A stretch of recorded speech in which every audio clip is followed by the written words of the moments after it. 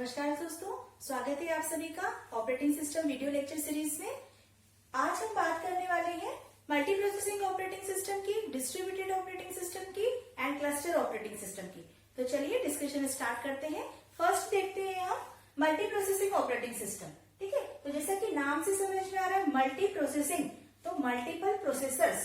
ठीक है, तो it controls and manages the hardware and software resources such that user can view the entire system as a powerful uniprocessor system. ठीक है, it means यहाँ पर processors जो है आपका सीपीयू जो है एक से ज्यादा होंगे। ठीक है, सिस्टम पे सीपीयू जो है वो एक से ज्यादा होंगे।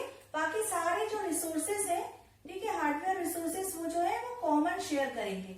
ठीक है, all the hardware resources commonly shared, ठीक है, with in these multi processors. ठीक है, तो यहाँ पर एक से ज्यादा सीपीयू यूज हो रहे हैं, बट जो यूजर है उसे ऐसा अपीयर होगा कि सिस्टम अलोन है, मींस यूनिप्रोसेसर है। ठीक है, उसमें एक से ज्यादा प्रोसेसर वर्क कर रहे हैं, बट यूजर को ऐसा व्यू होगा कि हाँ एक ही प्रोसेसर है और वो सारा काम हैंडल कर रहा है। ठीक है, तो इसमें अब जब हम बात करते हैं मल्टी प्रोसेसिंग की, तो ये जो सिस्टम है, हमने जो प्रोसेसर्स लिए हैं, ठीक है, इनको हम कैटेगराइज कर सकते हैं। ठीक है, इस स्ट्रक्चर की हमने दो कैटेगरी बनाई है।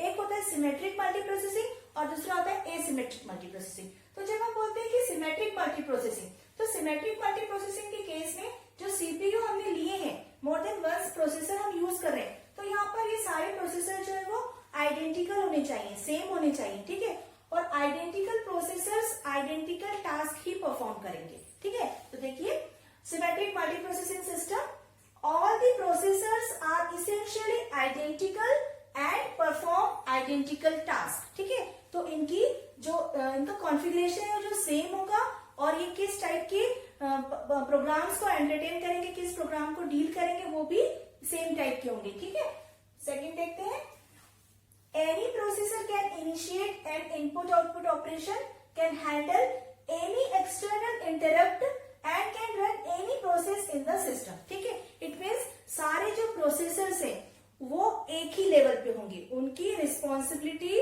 हाई लो नहीं होगी। ठीक है, उनका एक्सेस कंट्रोल हाई लो नहीं होगा, सबकी लेवल एक ही होंगे। ठीक है, मीन्स एक ही लेवल पे सब वर्क करेंगे। तो सिस्टम पे कोई भी जॉब या प्रोग्राम सबमिट होता है तो इक्वल जो सारे प्रोसेसर्स है वो इक्वल रिस्पॉन्सिबल होंगे उस प्रोग्राम को एग्जीक्यूट करने के लिए। ठीक है, अब वो किस प्रोसेसर पे सबमिट होता है और कौन सा प्रोसेसर उसे एग्जीक्यूट करता है, बट यहाँ पर कोई ऐसा आइडियल नहीं बैठेगा कि इस टाइप का काम मैं नहीं करूंगा या इस टाइप का काम मैं नहीं करूंगा। तो सबकी रिस्पॉन्सिबिलिटी इक्वल होगी। कोई भी इंटरप्ट आ रहा है तो तीनों उसको हैंडल कर सकते हैं। ठीक है, तो सबके ऑपरेशंस जो है वो आइडेंटिकल होंगे। Then all the processors are potentially available to handle whatever needs to be done. ठीक है, नेक्स्ट, तो नेक्स्ट जो भी प्रोग्राम सबमिट हो रहा है, वही अभी मैंने बताया कि अगर कोई प्रोग्राम न्यू जॉब सबमिट हो रहा है तो सारे प्रोसेसर रेडी होंगे कि इस प्रोग्राम को मैं एग्जीक्यूट करूंगा। ठीक है, तो this is symmetric multi processing. अभी हमने सिमेट्रिकल मल्टी प्रोसेसिंग देखा था, तो नाम से समझ में आ रहा है सिमेट्रिकल में हमने देखा था कि सारे प्रोसेसर्स एक जैसे होते हैं, एक टाइप के होते हैं। एसिमेट्रिकल के केस में क्या होता है, सारे प्रोसेसर डिफरेंट हो सकते हैं और साथ ही साथ उनकी जो रिस्पॉन्सिबिलिटी है वो भी डिफरेंट होगी। ठीक है, जैसे कि हम एग्जाम्पल लें तो अगर कोई एक प्रोजेक्ट बनाते हैं, ठीक है, तो उसमें एक टीम लीडर होता है। ठीक है, और टीम लीडर की रिस्पॉन्सिबिलिटी होती है कि जो भी मेंबर्स है उनकी टास्क को वो डिवाइड करे। तो कैसे रोल्स को स्पेसिफाई करता है, सबकी जिसका भी जो कैपेबिलिटी होती है उसके अकॉर्डिंग। अगर कोई मान लो कोडिंग में अच्छा है तो उसको कोडिंग का पार्ट देते हैं, कोई डॉक्यूमेंटेशन में अच्छा है तो उसको डॉक्यूमेंटेशन देते हैं, किसी का एनालिसिस अच्छा है तो उसको एनालिसिस। तो इस टाइप से टास्क डिवाइड होती है। तो सिमिलरली यहाँ पर भी एसिमेट्रिकल मल्टी प्रोसेसिंग के केस में भी सारे डिफरेंट प्रोसेसर्स होते हैं। तो हो सकता है कि कुछ प्रोसेसर पे इनपुट आउटपुट एक एक्शन परफॉर्म हो, कोई प्रोसेसर प्रोग्राम को एग्जीक्यूट कर रहा हो डिफरेंट मॉड्यूल को।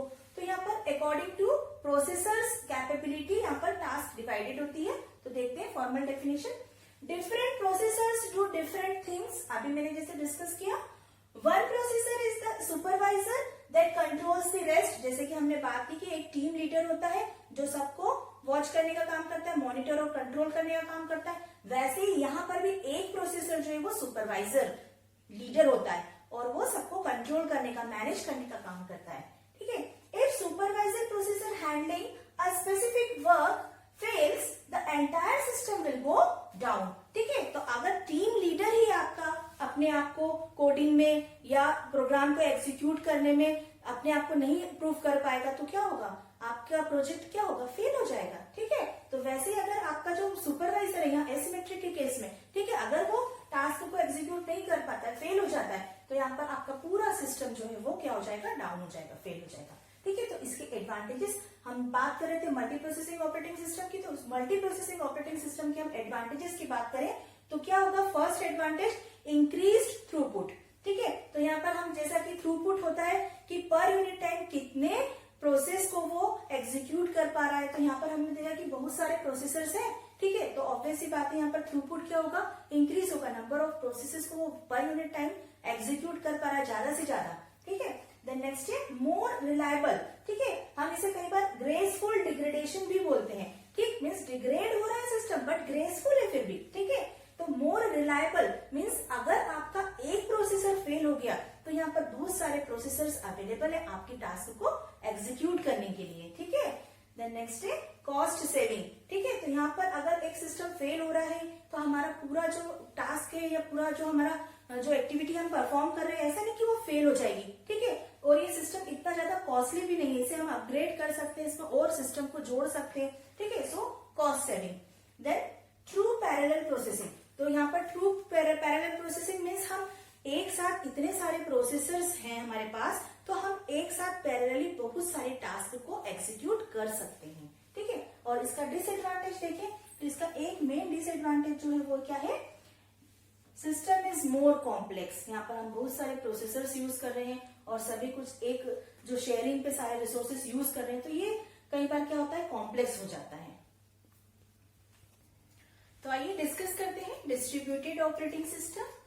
Distributed operating system is a collection of autonomous, ठीक है, autonomous computers linked by a computer network that appear to the users of the system as a single computer। ठीक है, तो यहाँ पर देखिए ऑटोनॉमस कंप्यूटर्स बोल रहा है। ऑटोनॉमस जैसे ऑटोनॉमस इंस्टीट्यूशन होता है। ठीक है, it means what, autonomous means अगर हम इंस्टीट्यूशन की बात करें तो सब कुछ उसका खुद का होता है, मीन्स वही पेपर सेट करता है, वही एग्जाम कंडक्ट कराता है, सारी रिस्पॉन्सिबिलिटीज उसकी ही होती है। वैसे ही जब हम सिस्टम की बात करते हैं ऑटोनॉमस सिस्टम, तो ऑटोनॉमस सिस्टम मीन्स हर सिस्टम की अपनी खुद की हार्डवेयर रिसोर्सेस होंगे, अपने खुद के इनपुट आउटपुट डिवाइसेस होंगे, पेरिफेरल डिवाइसेस। ठीक है, मीन्स पूरा सब कुछ जो सिस्टम में एक सिस्टम जो यूज करता है हार्डवेयर और सॉफ्टवेयर, वो सब उसका खुद का होगा। ठीक है, तो हम यहाँ बोलते हैं ऑटोनॉमस कंप्यूटर्स। ठीक है, तो यहाँ पर डिस्ट्रीब्यूटेड सिस्टम की बात करें तो एक सपोज एक सेंट्रलाइज्ड स्ट्रॉन्ग ऑपरेटिंग सिस्टम होता है। ठीक है, और उससे कनेक्टेड होते हैं बहुत सारे सिस्टम जो अलग अलग लोकेशन पे रिसाइड करेंगे। ठीक है, और ये जो सारे सिस्टम होंगे ये कैसे सिस्टम होंगे, ऑटोनॉमस सिस्टम। ठीक है,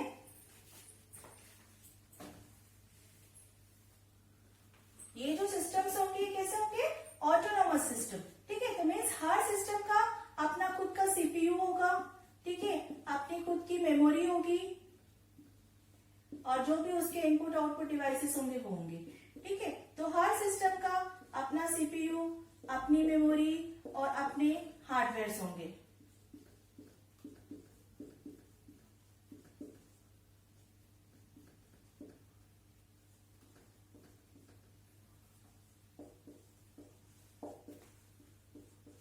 ठीक, तो यहाँ पर देखिए डिस्ट्रीब्यूटेड सिस्टम कैसे काम करेगा, हम एग्जांपल लेते हैं। फॉर एग्जांपल बैंकिंग सिस्टम हमने देखा, रेलवे रिजर्वेशन देखा। ठीक है, तो इस टाइप के सिस्टम में आपने देखा बैंकिंग सिस्टम। तो बैंकिंग सिस्टम में क्या होता है, एक सेंट्रलाइज्ड सर्वर होता है और उससे सारी ब्रांचेस कनेक्टेड होती हैं। ठीक है, तो सेंट्रलाइज्ड जो भी ट्रांजेक्शन करते हैं बैंक में, ठीक है, तो ऐसा नहीं है कि वो केवल ब्रांच में रिफ्लेक्ट हो रहा है, वो सेंट्रलाइज्ड जो आपका डेटाबेस मेंटेन हो रहा है वहां पे रिफ्लेक्ट होता है। ठीक है, तो आपने अगर 10,000 विड्रॉल किए तो ऐसा नहीं है कि आप अपने अकाउंट में किसी और ब्रांच में चेक करेंगे जाकर तो वो 10,000 वहां मिलेंगे। ठीक है, तो या तो रिफ्लेक्ट होगा, तो ऐसा नहीं कि एक जगह रिफ्लेक्ट होगा बाकी जगह नहीं।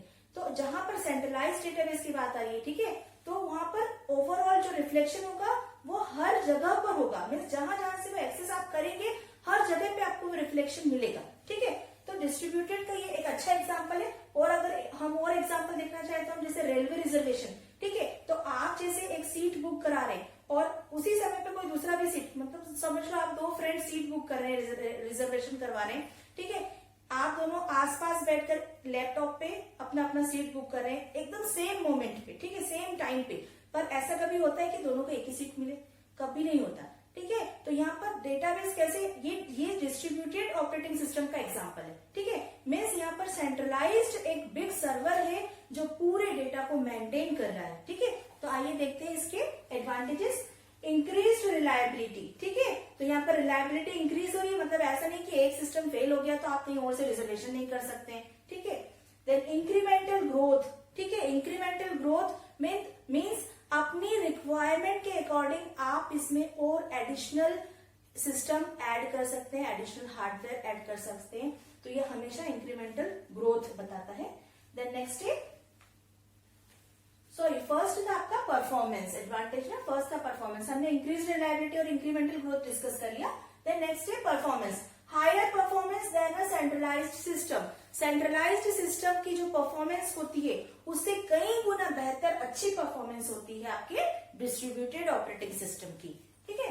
देन नेक्स्ट है easy communication and sharing of data और रिसोर्सेज। तो हमने देख ही लिया एग्जाम्पल के थ्रू, आप अपने घर पर बैठकर भी ऑनलाइन बैंकिंग कर सकते हैं, ट्रांजैक्शन कर सकते हैं, आपको ब्रांच जाने की जरूरत नहीं है। तो यहाँ पर आप इजीली जो डेटा शेयर कर रहे हैं, ठीक है, मीन्स आपने जो ट्रांजैक्शन किया वो इजीली हर जगह रिफ्लेक्ट हो पा रहा है, आप बैंकिंग रिसोर्सेज यूज कर पा रहे हैं, रेलवे रिजर्वेशन के जो रिसोर्सेज उसे यूज कर पा रहे हैं, ठीक है।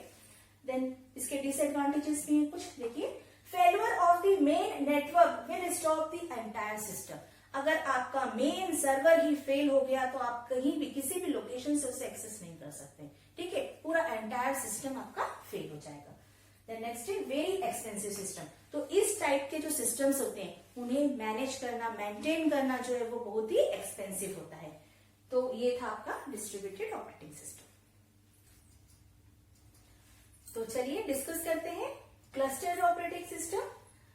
These type of system consist of a set of loosely or tightly connected computers that work together so that they can be viewed as a single system, ठीक है। तो यहाँ पर जो सिस्टम का क्लस्टर बन रहा है वो या तो लूजली कपल्ड होंगे या tightly coupled. It means loosely coupled होंगे मीन्स वो अपना अपना जो हार्डवेयर है, मेमोरी है, वो खुद की अपनी होगी, और टाइटली कपल्ड के केस में क्या होगा, सब जो हार्डवेयर रिसोर्सेज है वो सारे सिस्टम शेयरेबल मोड में यूज करेंगे, ठीक है। तो वो टाइटली कपल्ड होंगे, और ये यूजर को कैसे दिखेगा, as a whole system, means एक सिंगल सिस्टम की तरह व्यू होगा, ठीक है। The component of a cluster are connected to each other through fast LAN with each node running its own instance of an operating system. हर एक system अपना खुद का एक इंस्टांस जो है, ऑपरेटिंग सिस्टम का इंस्टांस जो है वो एग्जीक्यूट करेगा, बट यूजर को अपीयर क्या होगा, as a whole system, means एक सिंगल सिस्टम अपीयर होगा।